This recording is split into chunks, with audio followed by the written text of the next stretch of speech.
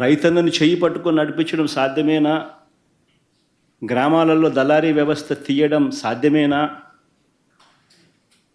పారదర్శకంగా రైతన్నను చెయ్యి పట్టుకొని నడిపించగలమా అన్నది ఆలోచన చేస్తే ఒక ఆర్బీకే వ్యవస్థ వచ్చింది వైఎస్ఆర్సీపీ ప్రభుత్వంలోనే. ఈ క్రాప్ వచ్చింది వైఎస్ఆర్సీపీ ప్రభుత్వంలోనే. ఈ క్రాప్ ద్వారా పారదర్శకంగా ఉచిత పంటల బీమా తీసుకొచ్చింది వైఎస్ఆర్సీపీ ప్రభుత్వంలోనే. దళారీల వ్యవస్థే లేకుండా ఆర్బీకేల ద్వారానే కొనుగోలు చేసే పరిస్థితి ఎప్పుడు వచ్చింది అని అంటే వైఎస్ఆర్సీపీ ప్రభుత్వం. ఈరోజు నేను చెప్తా ఉన్నా, అన్ని వ్యవస్థలు ఈరోజు తిరోగమనమే. అన్ని వ్యవస్థలు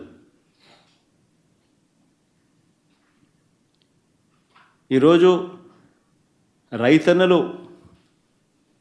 ఈరోజు ధాన్యం కొనుగోలు కార్యక్రమం ప్రతి రైతు కూడా 1720 రూపాయలు బస్తా అయితే ఎంఎస్పి ప్రకారం రావాల్సిన రేట్ అయితే 300 నుంచి 400 రూపాయలు తక్కువ రేటుకు ఈరోజు రైతు అమ్ముకోవాల్సిన పరిస్థితి. ధాన్యం కొనుగోలు చేయాల్సిన సమయంలో కొనుగోలు చేయడం లేదు. రైతుల దగ్గర నుంచి ధాన్యం దళారీలు కొంటా ఉన్నారు కనీసం 300 రూపాయల నుంచి 400 రూపాయలు తక్కువ రేటుకు. ఈరోజు పరిస్థితి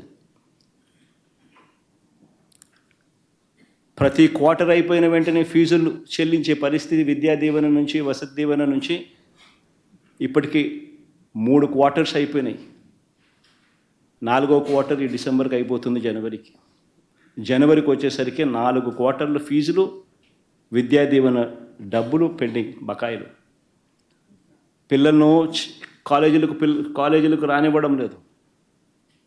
కాలేజీ యాజమాన్యాలు పిల్లలను వెనక్కి పంపించే కార్యక్రమం జరుగుతూ ఉంది. బడులకు పోవాల్సిన పిల్లలు కాలేజీలకు పోవాల్సిన పిల్లలు ఈరోజు పంట పొలాలలో ఈరోజు పని చేసుకునే పరిస్థితిలో వాళ్ళ కుటుంబానికి తోడుగా ఉంటూ పనులు చేసుకునే పరిస్థితిలోకి ఈరోజు వచ్చారు.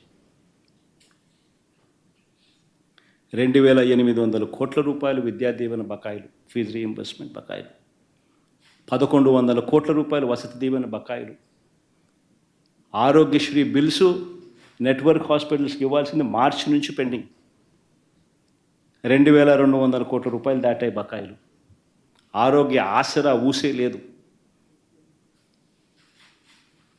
104, 108 పడకేసింది. ప్రతి వ్యవస్థ ఈరోజు వాలంటీర్లను మోసం చేసి ఎన్నికలప్పుడు 10,000 ఇస్తామని చెప్పి రకరకాలుగా మభ్యపెట్టి వచ్చిన వెంటనే ఫస్ట్ ఉద్యోగాలు పోయినట్టు ఎవరి అంటే వాలంటీర్లే. గ్రామ సచివాలయం పరిస్థితి ఎలా ఉందో ఎవరికి తెలియని పరిస్థితి. అగమ్యగోచరంగా ఉంది వాళ్ళ పరిస్థితులు.